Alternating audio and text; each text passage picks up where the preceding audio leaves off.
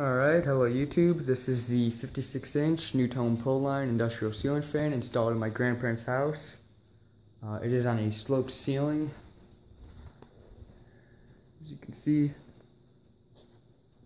Like I was saying in the last video, it's kind of a weird install.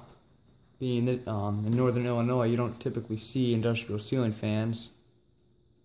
Because it's not really needed, because it doesn't usually get too hot, maybe 100 degrees. Not usually though. It's usually pretty moderate, sometimes humid. It is on this NuTone, that one right there, NuTone 3-speed ceiling fan wall control. So let's start off on low. My camera will focus. There it goes. Oh, I don't have the switch on. There we go. I tried using that and it wasn't working because the switch wasn't turned on.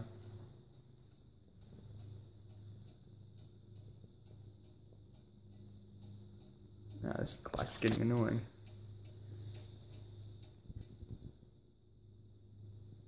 There we go. Probably forget to reset that. Grandma come home. What the heck's with the clock? I don't know. Just deny everything.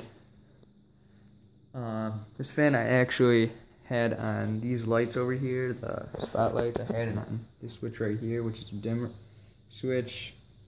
It worked. It had a nice low speed, but it hummed, and I decided to switch it back. Switch that's on right now is quiet, so figured I'd leave it. Low speed's not ideal. Low speed was slower before, but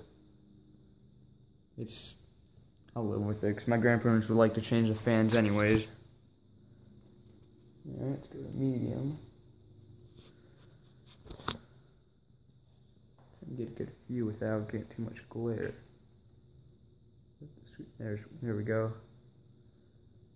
It's too bright in here. I'm trying to figure out how else to make this work. If we turn spotlights on. Ooh, that didn't really help. As you can hear, it's kind of clicking now. It's sort of shaking. Alright. Medium speed. My phone around. Or, no, high speed, my bad. You can see it shakes quite a bit. I'm trying to see it.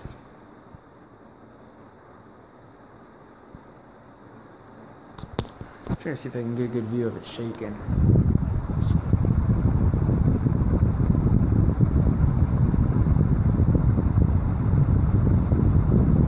Yeah, you can kind of see it shaking. As you can see, it spins quite fast. Alright, let's turn it off. It's good for industrial applications, but not so much for in-home applications.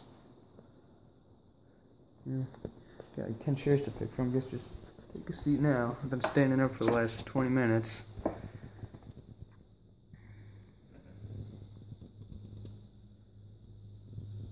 Yeah, my grandparents are going to pick up one of their cars. I don't know which one. I think. Yeah, I don't remember which one. They have like 6 different cars. No, they sold one. I think they have. You know, they had 6. They had 7 before.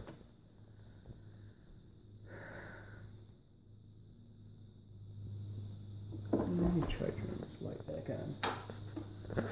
Of course, they're still dim from the switch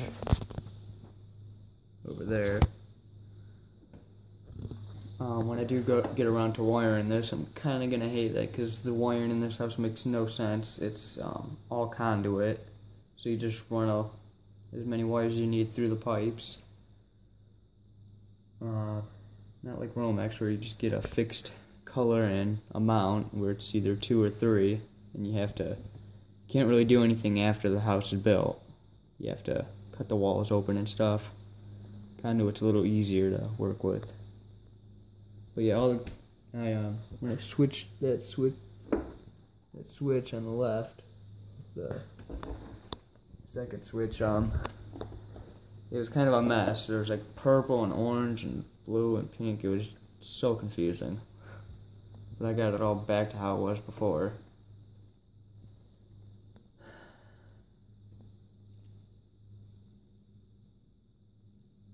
It'll be a long video. The last fan, I think I was there for like 8.5 minutes just waiting for the thing to slow down. Or no, I was waiting like 5 minutes for it to slow down, but it was like an 8-minute video. This is the worst part about fan videos. You have to wait forever for things to slow down. I mean, good bearings is good, but waiting for it to slow down is not good. It's really boring. And you sit there holding your phone for 5 to 10 minutes, if not longer.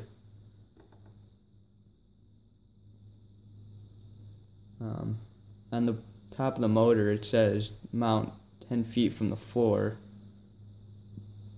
And this clearly is not 10 feet. This is probably 8 or 9 feet. So I mean, it's close. It's closer than the bedroom fan. That one was 8. So going by with the at the top of the fireplace, that's about 8 feet, and yes, this is probably about 9 feet. I'm slowing down a little faster, it seems like. I don't think this one's used quite as much, which I'm kind of surprised. Yeah, that was a lot quicker slow down time than the last fan. Alright, thanks for watching.